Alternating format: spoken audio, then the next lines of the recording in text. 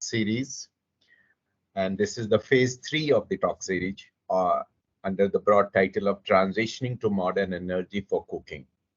And today, which is the sixth session of the phase 3, the specific topic we have selected is the emerging retail trends for e-cooking appliances, the electric cooking appliances. Uh, Just I would like to, particularly mention that this talk series, as most of you must be knowing, is being organized under the Modern Energy Cooking Services Program through its in-country partner, Finovista. And I would like to show just 4 or 5 slides about the talk series and the program which is being run in India by MECS. So, as you can see, this is the first slide which mentioned that today's topic of the discussion, emerging retail trends for e-cooking appliances. There are in fact 2 parts of the session. First part is our guest speaker will speak on the main topic, and the second part is a panel discussion where we invite, and today we have invited 3 speakers for the discussion, and after that there would be very small a question answer session for 5-10 minutes, depending on the availability of time. And that's it, simple. So, next slide, please, Satyam. Yeah, this Modern Energy Cooking Services program is a UK-based, UK-funded program. And this is the lead university is University of Loughborough in UK. And it is also supported by the World Bank. And in India, it was launched in 2019, late 2019. And in the 4 years, now we are into 5 years. So it has done tremendous work in raising awareness, discussing various issues, challenges being faced in transitioning to Indian and to clean cooking, and in particular electric cooking.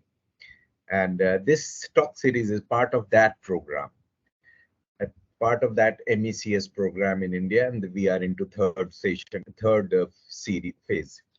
Now, in about the talk series that I mentioned, that is a virtual platform that was created with the idea of bringing all the stakeholders and into a discussion on various aspects which are seen, which are encountered, which we are facing in transitioning to clean cooking in India, especially the electric cooking, in background of the fact that there is, there is a lot of work being done for distribution of LPG, which is a relatively cleaner fuel. But the thing is that still 40% of the population in India still use biomass for their cooking purpose. And as you can see in the slide, there are 12 sessions each. The first phase 1 and phase 2 we have completed. So, and the third session is also third phase is into 6 sessions. So we have almost 30 sessions conducted, and with more than 2,200 global registration and more than 1,700 attendance. So that's a very popular, and for a topic like this, and about this particular session, we will go into detail. But next slide, please, Satyam.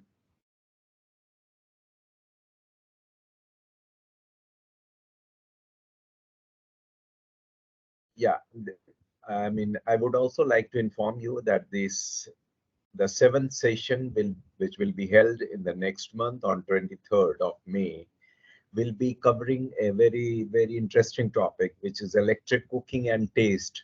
Now, taste, or you can call flavor, it's how, because the common perception is that electric cooking with electric devices may not provide you the same flavor or same taste, which we generally obtain through gas, LPG gas, or the biomass, which is a kind of traditional thinking.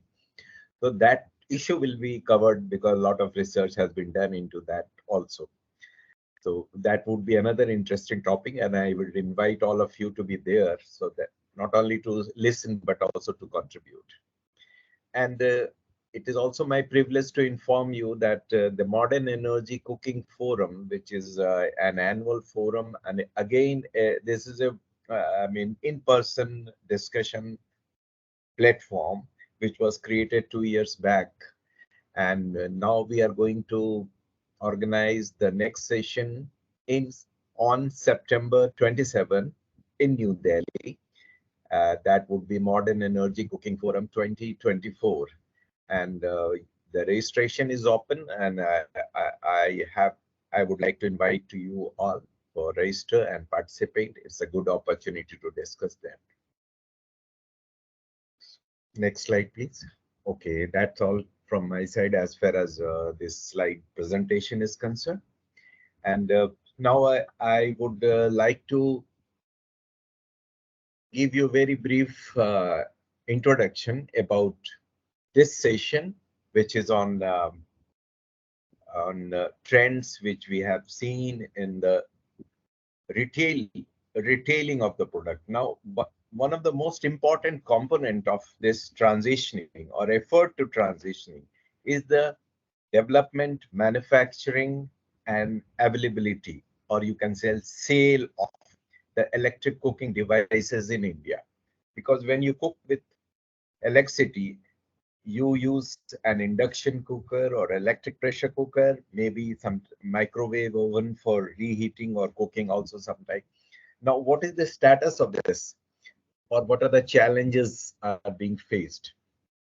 Why we are planning, or why we are working to transition towards an electric cooking? Because of the various reasons which have been told several times, but just to mention a few is the our dependency for LPG, foreign dependency, because we have to import around $14 billion worth of LPG every year. Then, despite that, we are, large population, around 40% of our population is still cook on biomass, which is very, very highly polluting, whether outside environment, indoor environment, affecting health of the people. Economic terms also, it is damaging because uh, ladies who do the most of the cooking, they spend a lot of time in doing so. So their health is affected, their productivity diminishes because of the time they spend in collecting wood for cooking and then cooking process itself. Now coming to the topic of the electric cooking appliances retail trend. Of course, there is certainly a very, very positive trend has been seen in the market as far as the availability is concerned. And the reason is, India's general people's income level is increasing. So with the rising in income, disposable income, which we call, and also urbanization, because urbanization also means smaller houses in general, and also compact places, kitchen. So and there's not much uh, space where the ventilation is there. So you have to use a very, very clean source of cooking, and that can be possible with a modern kitchen appliances. And modern kitchen appliances are mostly based on electric fuel, electric as an energy source, and that is the trend globally. So the demand is increasing, but there are, as I say, challenges have been faced. And this demand, or this spreading of e-cooking devices, has also been helped, I would say, by the creation of several e-commerce platform which are displaying, making it available, and one doesn't need to go to the market to bring it back. It is delivered at your doorstep. So that's another reason. If and But the another challenge is, what is being said is the price of these devices, which are generally expensive. One of the reason being expensive is that the import dependency is there, especially for critical components for the devices manufactured locally. So those issues are still there, so that the transitioning is slightly, retarded because of the cost, the upfront cost, and also the electricity cost. But anyway, today we will concentrate more on the appliances. Our speakers will talk about it. Technological advancement is another thing which has propelled, and the sale of these, because it has, cooking is no longer a cumbersome procedure. It is very comfort. An e-cooking device offers you a good environment in the kitchen, not much of heating around, and smoke, of course, is not at all there. So, I was just trying to introduce some of the issue, but I think I should hand it over to the experts who know much better on the subject. And our first speaker would be is Mr. Adesh Saxena. Mr. Saxena is a head retail sales at Energy Efficiency Services Limited, which we all know is the one of the primer super energy efficiency company based in Delhi. It's created by some public sector agencies of the government, and is at the forefront in mass scale deployment of these devices in India. So he's the right person to talk about the retail trends, because I am suppose I I understand he's also heading the looking after EESL Mart, which is an online platform which has been created by ESL for selling energy efficiency devices. So before I won't speak much, and I would like to invite him and request him to enlighten us with his views and with his experience as far as the deployment of e-cooking devices are concerned. In particular, I would be happy if he covers two points. One is, what are the challenges in adoption of e-cooking in India? That is, of course, the challenges that we are facing. And what are the positive side? What are the factors which support adoption of e-cooking devices in India? So I would like to invite him and request him to come and enlighten us with his views. Thank you. Good afternoon, everyone. Thank you, Mr. Sinha. Thank you. And thank you, MECS Finovista, for inviting ESL over here. As you have already spoken about that, what exactly ESL does, and what have been our past history. So most of the people are already aware about it. I will not take much time on that. So I would just come straight to the point that what exactly ESL basically known for, economies of scale based program, where we do the mass procurement and try to bring appliances to consumer in a manner which can be cost effective, latest state of the art technology based products, and many more associated benefits with that. Now, the point is that, of course, there are various challenges whenever any new program, new concept is introduced. Luckily, the market in India, the future, the market is changing dramatically. In fact, if we look at the data of the previous few years, then uh, the demand has exceeded already 10 million units. And there are various reasons for that, because now the people are shifting to the modular kitchens. Prices of LPG fuel are increasing, and subsequently increased employment of the women. They don't have much time to like spend in kitchens. They have to take care of the family as well as the work, and expedite cooking is required. Delivery challenges of the LPG, expanding earning ratio of middle class population, improved product availability, of course, is one of the key factor. Earlier, there was a lot of challenges in terms of the awareness, technology, power. Of course, there are still a lot of places in ICS at present is more suitable for the urban areas. Of course, sooner it will be transited to the rural as well, because they are the one who are mostly still on the biomass. And then comes the compatible cookware and O&M for the devices they have procured, because whatever appliance we purchase, the major factor after the purchase is in the mind of a common person is that what about my warranty and how the maintenance would be done in case it broke down or there is some issue and all.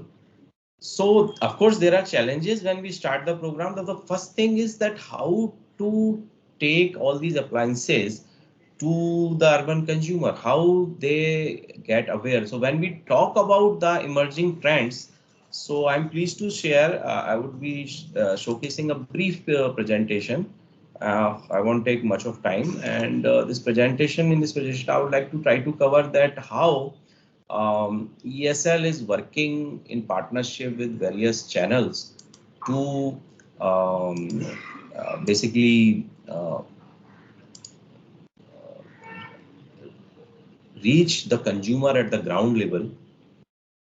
I hope the presentation is visible to everyone. Yes. Yes, sir. Yes, it is. It is. Yes, sir. Hope it is in full screen, right? Yes, sir. Yes, it is in Okay. presentation. Okay. Okay, it's in presentation. Great. So recently, I have developed a model which is called the e-retail model. Now, what precisely this model is, I would like to cover that, and what are the key ingredients or the partners through them we would be approaching the consumer. So the largest consumer base, a single point where all these things kind of seems related to each other is like one is discom, then electricity. Again, everybody is utilizing electricity. ICS runs on electricity. So we thought that why not start with the discom, then slowly we would be approaching consumer through various marketing channels. Before I start explaining this model, last year on 2nd of November, our Honorable Minister of Power, Shri R.K. Singh, he has launched ESL's vision and the program on ICS for distribution of 200,000 induction cooking stove. Subsequently, ESL has conducted a bid of 20,000, and we were able to get very good prices because of the aggregation.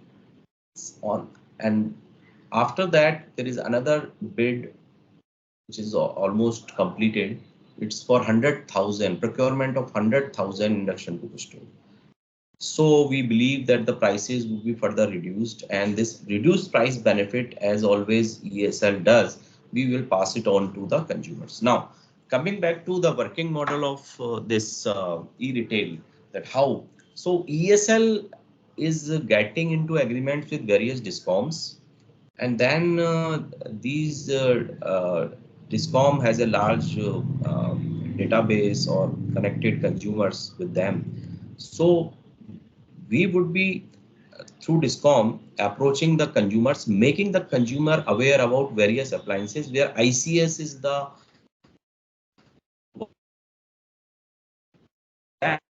how the discom would be approaching these. So ESL would design a specific type of promotional messages, educational messages. And as Mr. Sinha just has spoken about the ESL mark, so what would be happening that once the consumer get aware about this, after reading this message, he would be approaching or reaching to the ESL mart. He can select various type of appliances over there, and he can successfully buy that appliance. So once the appliance is bought, again, just this mart is just like the normal mart, like a Flipkart or Amazon, but only difference is that it is for energy conscious citizens. Now, what's in win-win that the consumer gets good quality, latest state of the art technology based product with the very reduced prices compared to what is available in the retail market. So consumer is happy. Subsequently, because Discom is promoting our product, we have kept some kind of success fee for Discom as well. So providing us this marketing service, we would be also sharing some kind of it's a revenue sharing model, we could say.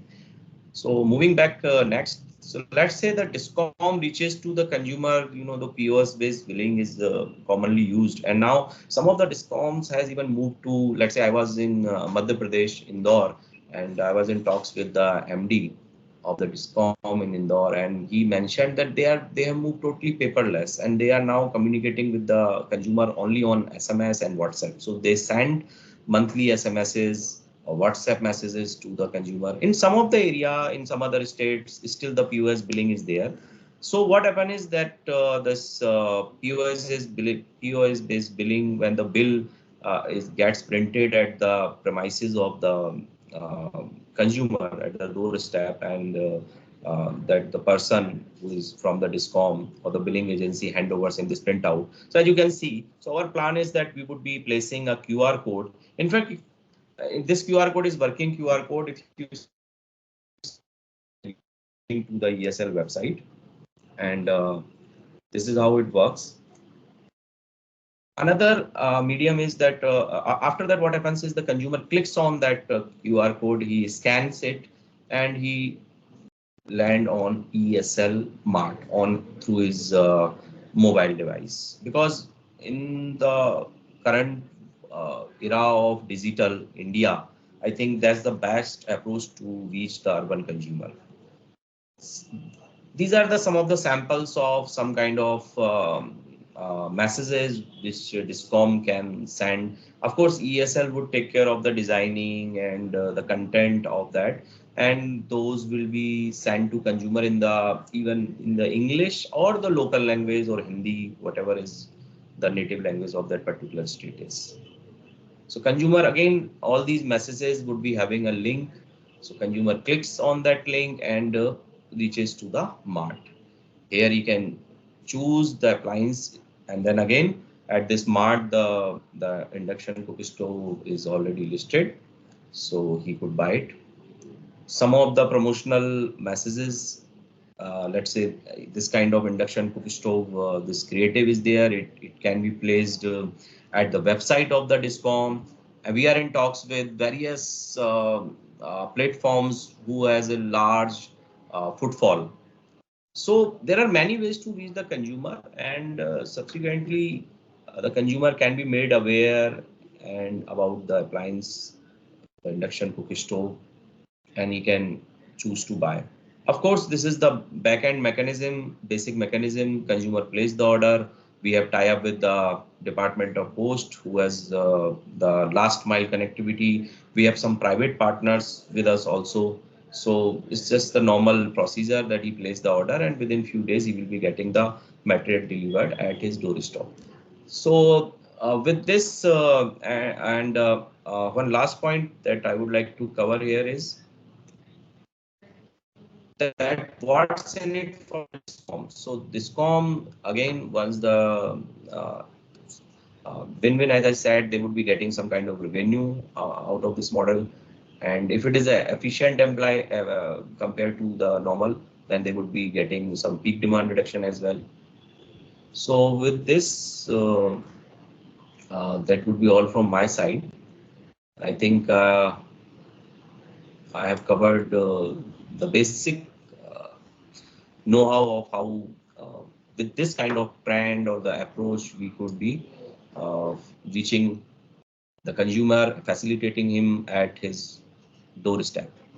Thank you very much. Yeah, thank you very much, Mr. Saxena. That was really very informative, and you explained in quite in detail how this smart will work, and that should be useful for those who are watching and spreading the message. ESL has done a lot of work in the past about the I mean in spreading popularity of LED bulbs. I wish and I hope that the same success will be repeated in this case as far as e-cooking devices are concerned. though the challenges may be at a different level. But as you said, I mean, once we have identifying the challenges, addressing them becomes easier in any case like that. So thank you again very much, and we will have a question and answer session. Perhaps you may have to come back with your explanation to any question raised anyway. So now the time is for the panel discussion, for which speakers are experts are already there. And first of all, I would like to invite and introduce also Dr. Nick Rousseau, though he hardly needs any introduction as far as the eCooking domain is concerned. He is the International Liaison Manager of Modern Energy Cooking Services with a degree of Bachelor of Arts, Master of Science, and PhD in Psychology from University of Cambridge, Loughborough, and Sheffield. And his focus has been on psychology and user-centered system design. With more than 20 years of experience, Nick is looking after the role of the head of international innovation strategy at the Department of Business, Innovation and Skill. And within the MECS project, Nick is at the International Liaison Manager, as I said, where he leads the work with India. And we are very fortunate to have him as to moderate the panel discussion. So would like to invite you, Nick, please take over from me from this stage. Right? Thank you. Welcome. Thank you, Mr. Sinha. Thank you for your kind words, and congratulations to the previous speaker for finishing very much on time. It makes my job a lot easier. Okay, well, great to be involved in this session. It's going to be a very interesting topic. Getting the right devices to the people in across the diversity of Indian landscape is certainly going to be a challenge. Again, it's both about getting the product there, getting it in a way that they can afford it, but also providing the right services around it so that they can then continue to benefit from it and can use it. I'm looking forward to hearing views of three experts on our panel. I noticed someone put their hands up at one point. So I just wanted to point out, if you do have any questions that you'd like us to raise in the discussion, you're very welcome to put them in the chat. In fact, if you identify yourself in the chat, just tell us who you are, give us an email address, then other people may contact you anyway. But if you have a question or a comment and you put it in the chat, I will do my best to include those in the discussion, and it may be that someone else on the session today would be able to respond as well. So use the chat as a tool for setting out your ideas and telling us who you are. Okay, so we have three speakers. I'm going to take them in the order because we are on time, although I know Ms. Gotcha has to leave promptly, but I hope that's going to be okay for everyone. So I'm going to start with Mr. Vimal Panjwani, who is the CEO and founder of AgriVJ. He is an entrepreneur who's worked in rural agribusiness and sales field for more than 10 years after his BTEC in bioinformatics and his MBA in agribusiness management from SIIB in Pune. His interests lie in rural, agricultural and social impact, which I think is a really big area for India. Absolutely critical that the vast numbers of people who are in rural areas and rely on agricultural income are supported. And he's created 3 successful startups in this agri-tech and social impact space, and his most recent one is AgriVJ, which he started in 2020 with his business partner. And the vision behind this is to empower farmers and rural households with renewable energy while also combating climate change. And his enterprise offers a plethora of renewable energy products, including those relating to cooking and clean cooking. So he's got some experience that we're looking forward to hearing from. AgriVJ, I should say, is now $1 million ag-tech social enterprise and has been supported very directly by the government of India and other partners. So, Mr. Panjwani, if I've pronounced that right, as someone who is very active in this market, what is your experience and what are your observations about offering electric cooking solutions and maybe the challenges in their adoption? Thank you, Nick, for the introduction. I hope I'm audible, right?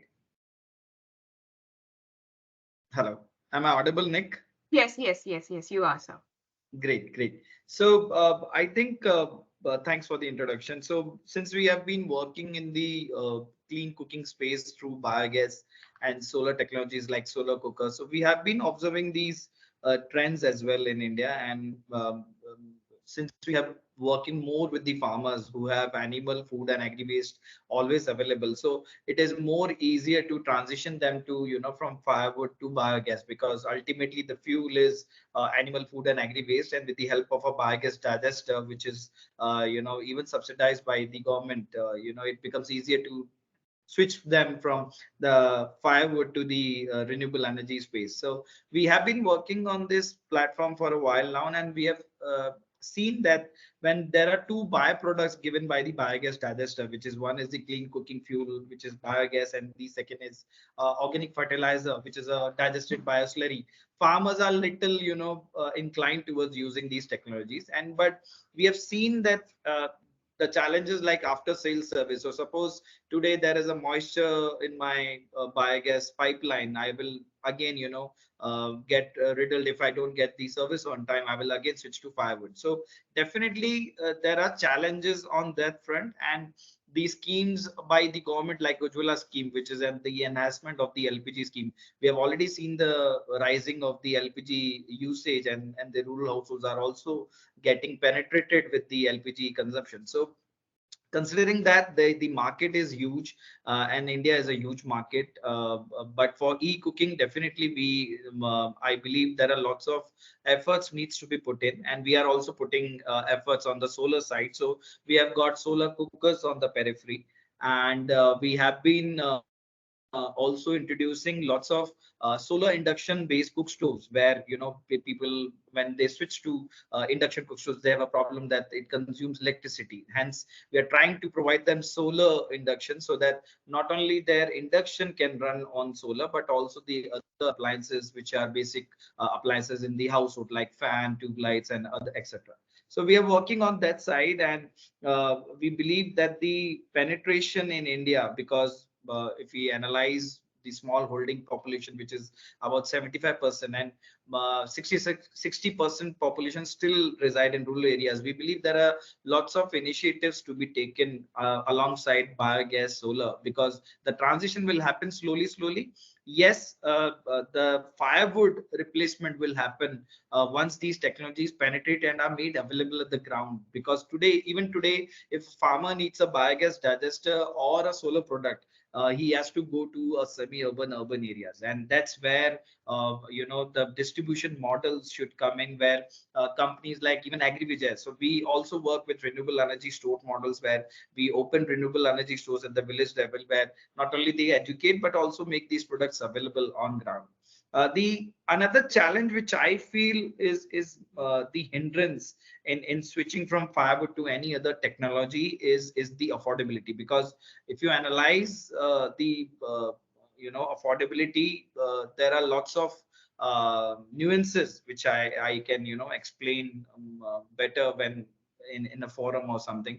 But if you just talk about the unit economics, the acquisition cost of a biogas digester is around 35 to 40,000, while if you talk about a solar cooker, it is around 7 to 8,000, which is one unit or one appliance which can be used for cooking rice or any element in terms of vegetable cooking for the Indian domestic usage. But definitely when it comes to the efficiency of all the appliances, you know, a user will try to have a more efficient technology or appliance, because he wants to cook fast at a lesser period and at an affordable cost. So these kind of nuances is also as an user, you know, changes the user behavior. And we have seen it that people have acquired solar inductions faster in comparison to the other products like biogas digester or something like that, because for biogas digester you need to feed animal waste or food and agri waste every day to run it for 3 hours of cooking every day, and in order to have it for long, you need somebody who maintains and takes care of it for the regular cooking purpose. But for solar, you need, it is a time consuming process, but you do not need any extra person to handle that. Even it can be done by anybody else. You just have to keep in the sun for the cooking purposes. So uh, based on the variations, and if you see the data across it, I think 66% rural households, as rightly said by Sinha sir, that the 40% are still using biomass. So 66% rural households, as per the data, even today are using firewood for cooking and boiling needs. So things are not changing because the products are not available at the village level. So I think rather than innovation, we have lots of innovations already existing in India, I would say, but they should be made available, and there should be lots of financing schemes which can make it more affordable for the user.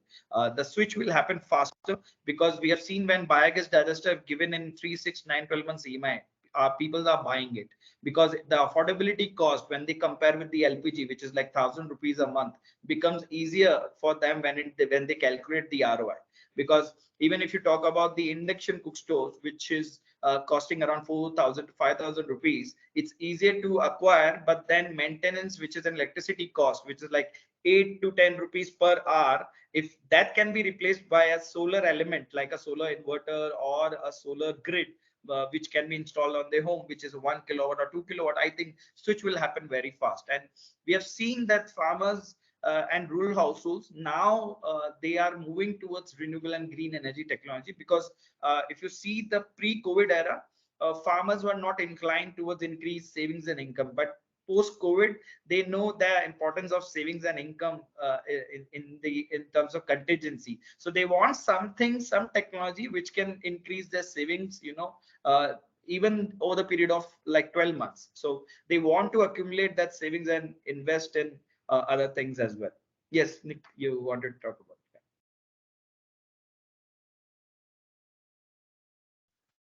that. I'm muting myself. Thank you very much. Now, I was just giving you a sort of signal to show that. Thank you. So there's a lot there, isn't there? I think there's certainly a need to find models which enable people across the diversity of India's rural landscape to have access to devices. And as you say, there is not one solution that will work for everyone. Different people will have different needs and different preferences as well. And I firmly believe that people need choice. If they're going to make a change, they need to feel they have chosen it rather than it's been imposed on them. So thank you. There's a lot there, very rich set of ideas, and I'm sure others will build on those as well. And I'm pleased to see we're getting some comments coming through in the chat. I won't respond to them right now, but we can certainly come back to them later. Thank you, Mr. Vimal. Okay, so our next speaker is Ms. Ankanksha Golcha, who is a fellow at the Center for Strategic and International Studies. She leads the electric and mobility and decarbonisation projects, working with stakeholders across the value chain in the US and in India, bringing the two great countries together. With close to a decade of experience, Ankanksha has worked on cross-sectoral issues, including renewable energy access, climate mitigation and adaptation. Prior to being at CESIS, she led the renewable energy program at NRDC India, facilitating impact on the ground, so practical experience. She holds an MA in regulatory governance from Tata Institute of Social Sciences, Mumbai, and is a qualified chartered accountant.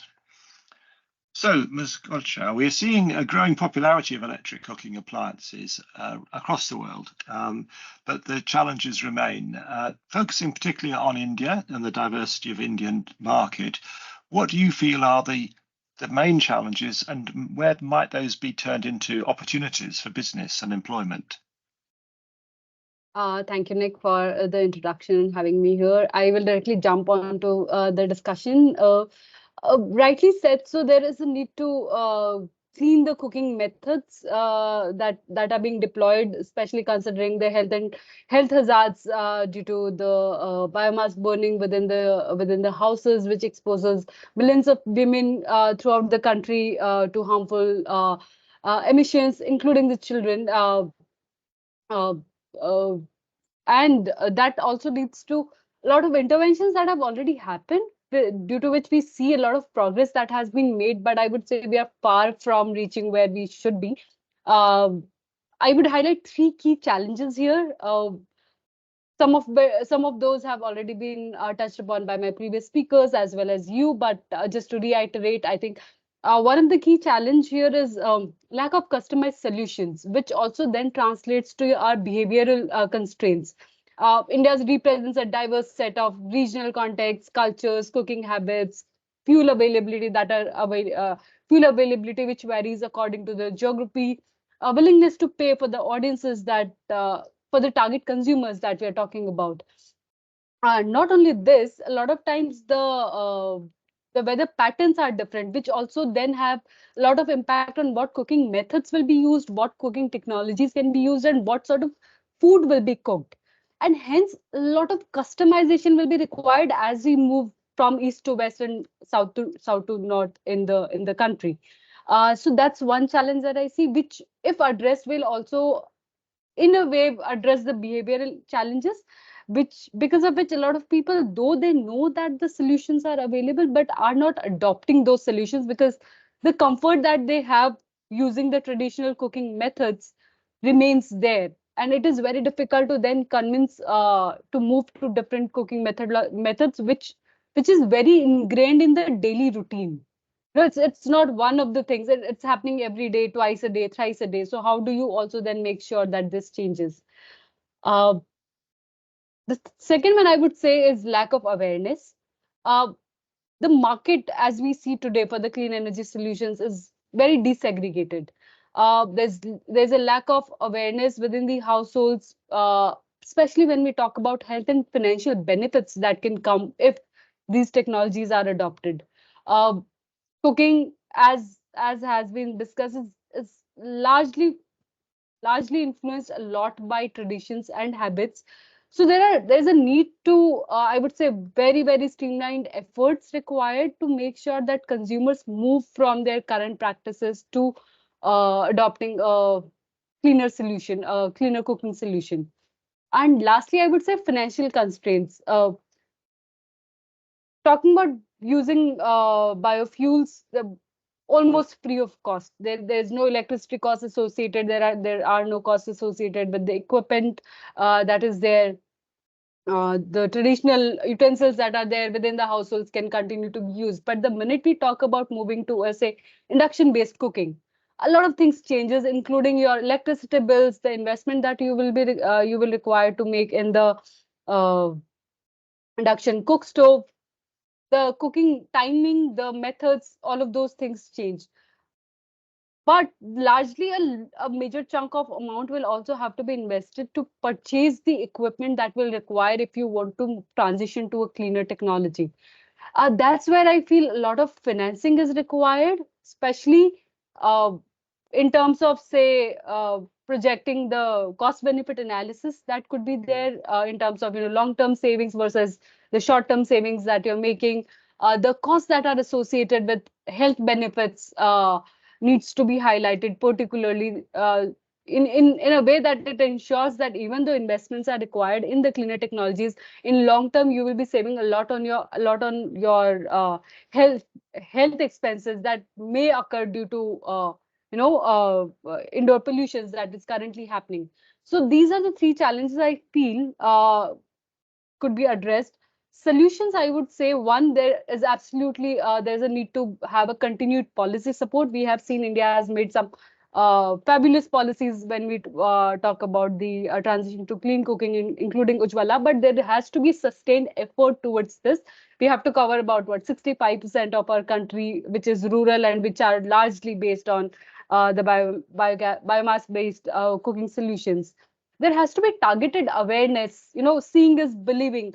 If there are campaigns designed where people are able to see the actual impacts of transition to these solutions, the chances of adopting these solutions will increase dramatically, I feel. And that is something we have also seen on the ground, that if one household adopts something, the entire community sort of takes an inspiration from those people who are early movers, and they would want to adopt then similar technologies if they see financial and health benefits. uh, how this can be converted into business or employment opportunities, I would say every time we talk about a new technology, the value chain has to extend beyond the sales. There has to be a proper ecosystem for post sales services, which again then provides a very immense very high opportunity for the local people who are adopting these technologies to also then engage into employment by providing post sales services. That then also increases the trust in the technologies that are being adopted, because then the chances of your asset lying unutilized reduces. So these are a couple of things that I wanted to highlight. I will have to log off, but I'll be happy to answer any questions over the email if there is any. Thank you so much for having me here. No, that's great. Thank you. Maybe you could put your contact details in the chat if you're happy to be approached in that way. But yeah, no, again, very, very strong points and important points. And I think what encourages me as I've continued to be working alongside partners in India is to see the number of solutions that people are coming up with to these very big challenges. And that gives me real hope that there are solutions out there. And as we work with partners to investigate the realities of the cooking context, working with the likes of the National Institute for Advanced Studies, where they've carried out a 900 household survey of cooking practice and attitudes and energy context. Again, we're starting to get some real data to inform this and to sort of shine a light on those very points and help us to find solutions. Okay, our last panelist, and then we'll open up into a discussion, is Mr. Madan Singh Gunish, who's Associate Marketing Manager at Maharaja Whiteline. Mr. Madan brings over 11 years of rich and extensive experience in various key roles within the marketing field, and he has a passion for innovation and has successfully launched many new categories, driving growth and profitability in the businesses he's worked in. At Maharaja Whiteline, he leads the eCooking and food prep category, and Maharaja Whiteline is under the global corporate Group SEB. And I actually work with Group SEB in their French offices. And so his work involves working closely with customers and consumers. So he has great insight and experience of their perspective. So Mr. Madan, I'd be very grateful if you could share your insights on the challenges that consumers face when they seek to adopt e-cooking, and indeed any trends that you're seeing in your company that would be useful for us. Thank you. Okay, thanks, Nick. So, I will, since we work with customers and consumers on a very regular basis, I will take a bird's eye view, 50 feet view, and will straight away go to the consumer houses and share the feedback that they have. So first, we'll quickly, share some insights on the organized cooking appliances. So we estimate that 50 to 60% of the market is captured by just two categories, which is induction and rice cookers. Having said that, rice cooker, I would say, has been acceptable only in certain pockets because of the dietary preferences, mostly in southern India and parts of north and northeast. Similarly, if you see toasters, I would say they have been acceptable only in west and north India, where consumers are having breads, and I would say a little bit of metros where there's a westernization happening and there's consumption of breads.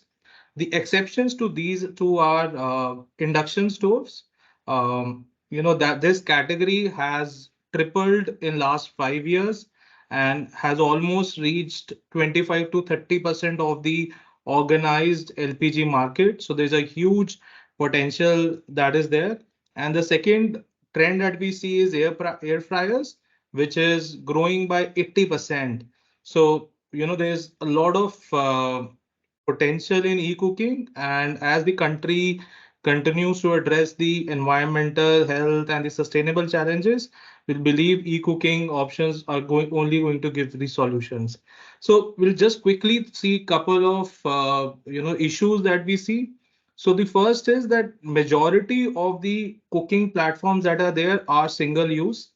And if you see any Indian lunch or dinner, there are at least three dishes. Two, you will have vegetables, one you have chapati. However, 95-96% of the sale is single platform. So we have opportunity in if we can make multi-platform cooking stoves. Second, a lot of my previous, experts shared the specialized cookware that is required. So 96% of the sale is single platform. So we have opportunity in if we can make multi-platform cooking stoves. Second, a lot of my previous, experts shared the specialized cookware that is required. So one is yes, that we need specialized cookware. Secondly, these cookware with induction bases are about 15 to 25% more expensive. Considering India is, something is a market where pocket savings is very important. So this is a big challenge that we feel. However, a trend that we are seeing in the eastern and the central part of the country is infrared stoves. Now, this is a new technology, still a small category, but we believe that infrared stoves are so they do not require any specialized cookware. So we believe infrared stoves have the potential to disrupt the induction cooking. We, as an organization, our R&D team is working how we can do more innovation in infrared stoves. Thirdly, is the power inverter compatibility. Now, all of these, uh, appliances are 1400 watt, 1800 watt, 2000 watt, and most of the power inverters that are there in the, households, so they are not compatible to, use such heavy devices. So just a small story. The current scenario, what we are seeing in the household is that most of the households have LPG stoves and they are keeping the induction as a backup. So for example, they are out of the gas, they will use induction. If they are traveling somewhere, they will use induction. If somebody has to go on a trip, so for 2-3 days, they will use induction. And vice versa is still, a long ways a distant reality where, the e-cooking will be the main medium and the gas stoves will be a secondary one. And lastly, with the introduction of BIS, now BIS is being designed to protect consumers. However, one of the risks that we are seeing is that because most of the appliances are 1400 watt and above, they will have to go towards bigger 16 ampere power plugs. Now, Indian households do not have these. Most of them do not have the bigger power plugs, and we feel this might become a deterrent going forward. So some of the initiatives that we are seeing, we at GroupSev are planning to set up in-house induction assembly. Now, induction as a category, we have observed in the organized segment is that there is a complaint rate of 15 to 20%. Our target is to go less than 5% with our in-house ability. As I shared, we are also working on developing an innovation in infrared stove because that has these because it does not require any specialized cookware. So the adaptation rate within the Indians will be much more higher because if you see East India is, I would say, still a lesser developed and consumers are adopting it really, really fast. Third, we are also seeing, rice become a staple in, diet conscious consumers. So we believe that rice cookers still has a lot of potential, especially in the households where there's busy and urban lifestyle. And lastly, I would say that there is a need for manufacturers to tailor the induction stoves for the Indian consumers. There is, for example, wherever there are joint families where there are 10 to 12 people who stay together, you cannot cook it on induction. There are specialized Indian dishes which need simmering on large stoves, which inductions are not capable. So we believe there's a lot of potential. Second, there are brands are finding out solution. And third, as we do a lot of social media campaigns and on-ground activation, we believe e-cooking as a category has a good potential. That's all from my side. Thank you. Thank you very much. Commendably very focused and well within time. Thank you very much, Mr. Madan. Sorry. So we've had a number of comments come through on the chat, and I've been taking a note of those, and we've had lots of points to respond to. And I think the last speaker gave us a lot of encouragement of positive things that are happening, trends that we can understand and work with, particularly towards different device categories and different technologies. And I think there is always going to be that need for different solutions for different contexts. Okay, so what I'd like to do is just pick up on some of the comments that have come through in the chat. There's some that are kind of maybe targeted at MECS itself, our program, and others maybe invite panelists to respond to.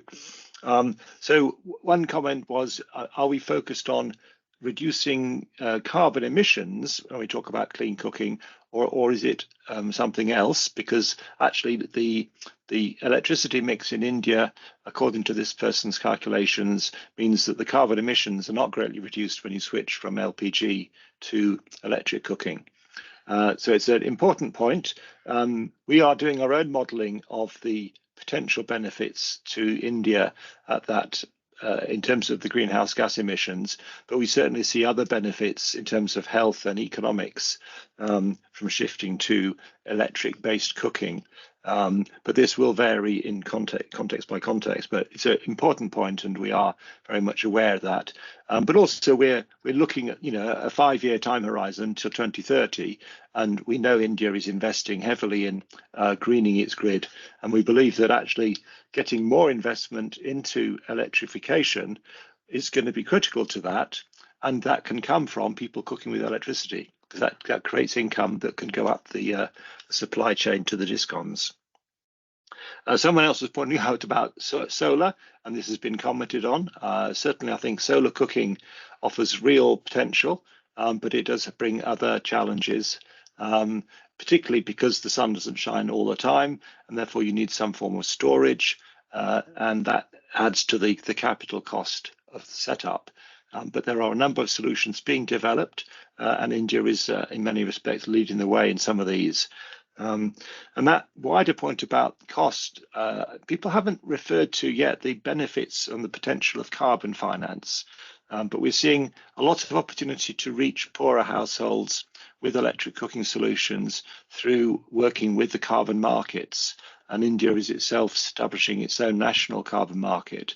And there's some really big projects coming down that are really radically reducing the cost to the consumer and maybe turning the affordability challenge into something which can generate an income stream for the consumer at one level.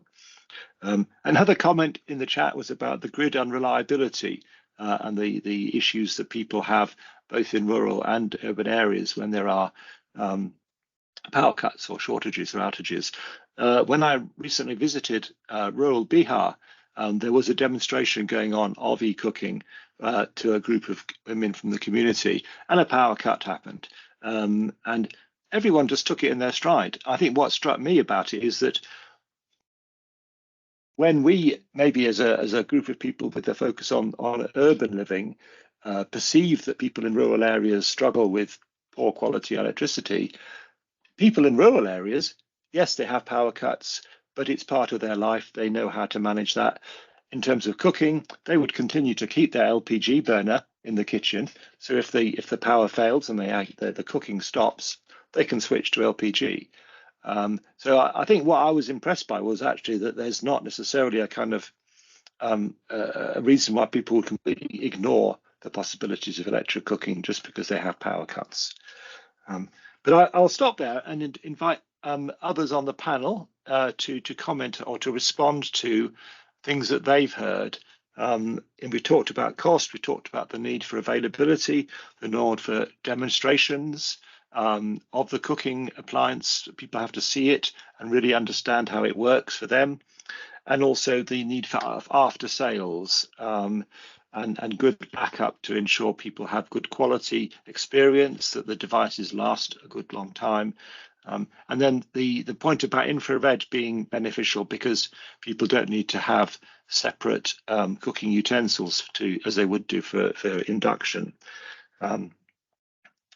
Would anyone like to offer any kind of comments, maybe sort of experiences they found of ways of addressing some of these challenges from the panelists?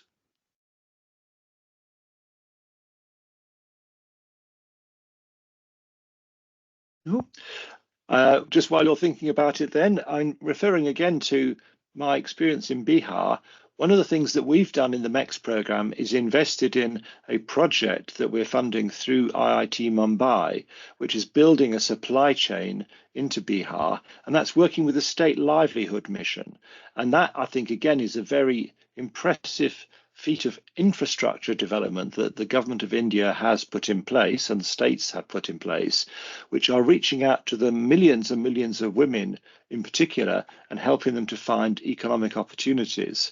And that infrastructure is what the IIT Mumbai project is building on. And it's recruiting women, DDs as they're referred, to act as sales representatives to promote and demonstrate cooking with electricity, and also then to bring in others who can check that the electricity supply is robust. Mr. Sinhar's put his hand up. I guess we've come to the end of time, but I'm happy to carry on for a bit longer. But Mr. Sinhar, is that what you wanted to say? Yeah, I didn't raise my hand to say that time is the limiting or anything like that. I wanted to say something in response to what you said about your experience in Bihar. So there are two very positive things I saw in your statement. One is that, see, the level of education cannot be a barrier in accepting a better technology product or solution. I mean, you may have seen the women who were working, they were not very highly educated or come from a very elite background or kind of thing. But those women are also willing to and looked very receptive to the new technology, and they have been adopting it. I mean, that shows that the barriers is not necessarily related to the education level or urban areas and like that. So they are, I mean, quite willing to adopt it despite their slight backwardness in education. I wouldn't say they are illiterate people, but they were. Now, the second point which you mentioned about the power cuts, and they took it in their own, I mean, stride, and I mean, that shows their optimistic attitude that, okay, 10 years back, had you gone to Bihar, the situation was not even, I mean, worse, I can say. Today, they are seeing, I mean, receiving some 22 hours of electricity in a day, and they are optimistic about the improvement in that area because government is also working in. So these are all very positive signs, and definitely you rightly mentioned it for the benefit of all of us. Thank you very much. Thank you. So yeah, if you do need to leave, then obviously you're welcome to do that. But I'm going to carry on some of the discussion. I'm just looking at another comment that's been made about the peak demand for electricity. And I think this is an important thing that we need to work with the Discom community on. If cooking is going to take place, I think a lot of the cooking goes on in the morning, cooking for the breakfast, but also the lunch, and that creates a demand there. Some institutional cooking may be more in the day, but then evening is a time when there is again a big growth in cooking time, cooking practice. So I think that this plays to the question of the nature of the devices that people are using. And some devices are definitely a lot more energy efficient than others. And this is an area where we put a lot of research into and why we're promoting electric pressure cookers in particular. Indian households often are very used to cooking with a pressure cooker, but that's on the basis of it sitting on a burner and the heat and the fuel is being used on a steady rate. If you cook with an electric pressure cooker, from our studies, what you get is you get initial power surge, which draws on the electricity to bring the device up to pressure, but then because of the pressurization and the insulation, the power demand then drops and it only is only required at small intervals when the pressure is dropping itself. So the cooking can continue without there being a big load on the grid. And I think some of these more energy efficient devices getting out into the market could make a big difference, because generally with cooking there is a lot of wasted energy, and that contributes to the cost and contributes to the economic challenge for everyone. But these energy efficient devices may be a way of trying to balance that mix between grid demand and cooking requirement. Just looking at other comments coming through. Again, more than happy for people to put their hand up or to ask a question or to respond. So there's a comment about manufacturers should produce affordable cooking pots for induction. So yes, so the vessels are a key part of making induction cooking viable for people.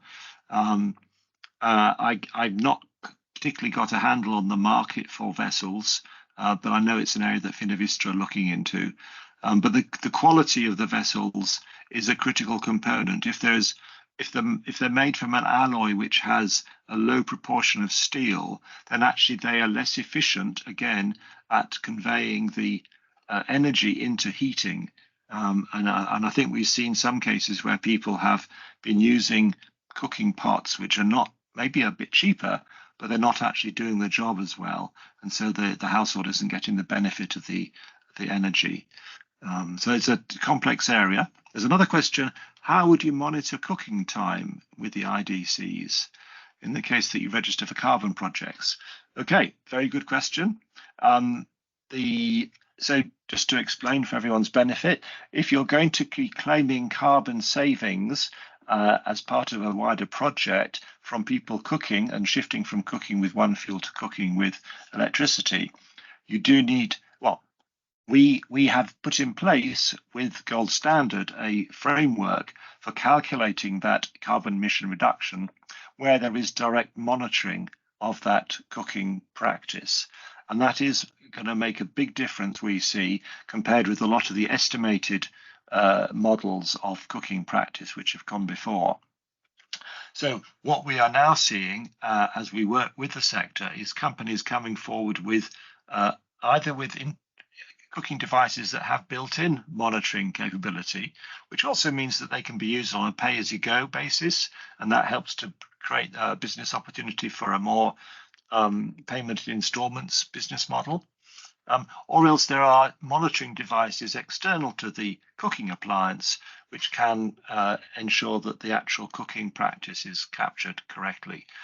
So it's an important point if you're looking to develop technical solutions for this space, targeting lower income households and wanting them to have access to that carbon finance subsidy, you do need to bear in mind the need for that monitoring.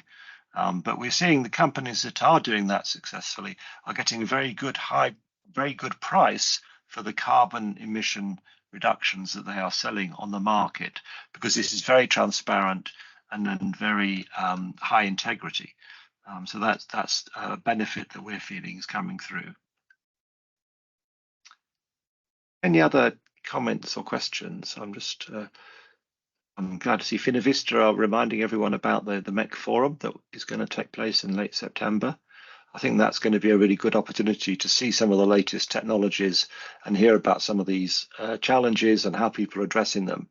We're expecting to be presenting the findings from the NIAS study that I mentioned, the 900 household survey, and also the latest news from the IIT Mumbai study in Bihar.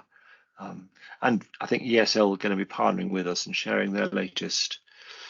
Right, so Ajay has further commented, carbon emission does not reduce when LPG is replaced by electricity. I think I'm not an expert in this area. We have looked at the data on this, and I'd be happy to put you in touch with our specialist in this area. But the evidence we've got shows that you can claim a level of carbon credits. If people are transitioning straight from LPG to electric, I think it's much less than if they're transitioning from a biomass-based fuel. So I agree that point is entirely valid. But I can't respond to the specifics. I don't know if Matt is on the session, but he might be able to answer that better. Maybe Ajay, you could leave your contact details and we can respond. Certainly, there's others on the call that are working in that carbon area that might be able to respond as well. Okay, unless other people want to make a point. Oh, so one question about industrial application for eCooking. Oh, thank you, Ajay. So yes, we are also starting to look at the institutional cooking scenario as well as the domestic cooking scenario. This is very diverse and broad, and it's complex, but we certainly see big opportunities again for the cooking itself and the cooking environment to be much improved through the adoption of eCooking. And I visited a hotel and restaurant again when I was in India last, down in Bengaluru, and the team in the kitchens were loving a much cooler, less steamy and smoky environment. And actually, the hotel manager was saying they expected to get a return on their investment of new equipment within a year and a half. So there was an upfront cost again, but as a business, they could make that investment because they knew the amount of money they're spending on other fuels, on LPG, and it was simply economic sense for them to transition to electric. So that is a kind of a growing trend, I think. Canteens, restaurants, small outfits, seeing particularly, often you'll see people cooking there or heating their masala chai on an induction stove. That's certainly very common across the country now. So yeah, so we're taking a keen interest in that industrial area. Okay, so I suggest we will get in touch with AJ at Solar Man of India. And Matt, do you want to make any further remarks, Mr. Sinha? You're muted. Sorry. You're on mute, Mr. Sinha. We can't hear you. Sinha sir, you are on mute. Sinha sir, you are on mute. Oh, sorry. Thank you. It's fine. No, thank you. No, I wanted to just, I said that, Nick, that was really a very, very engaging discussion today. And that a lot of you from your side narration of your experience in Bihar and other places have helped to for enlightening us on various issues relating to e-cooking. And the topic of today was retail trends in e-cooking appliances, and there were some very good information coming out of the participant as well on that account. The technology, as I feel, is going to play a very, very important role because the cooking process is changing from what we have seen as a flame heating, whether biomass or LPG, it's a flame heating, to induction heating. So obviously the technology has to play a very important role, and it's, in my opinion, it's an ongoing work.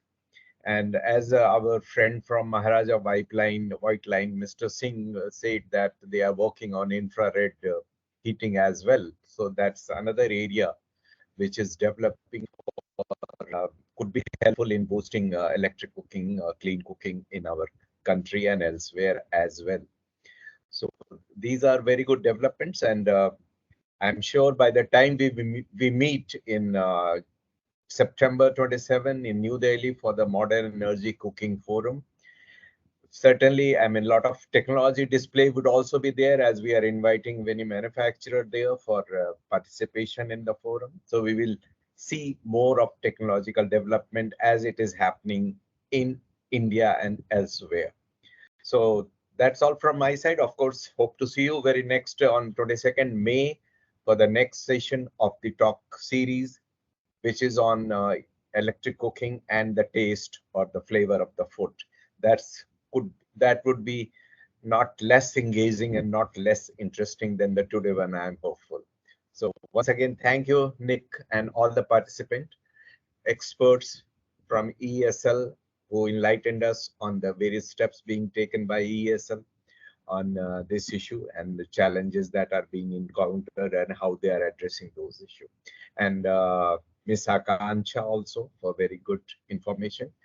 Vimal from and Mr. Singh from Maharaja White Line. So thank you very much everybody for that. See you. Thank you, Nick. Thank you, Thank you. Srinath sir. Thank you. Thank you. Thank you. Thank you all.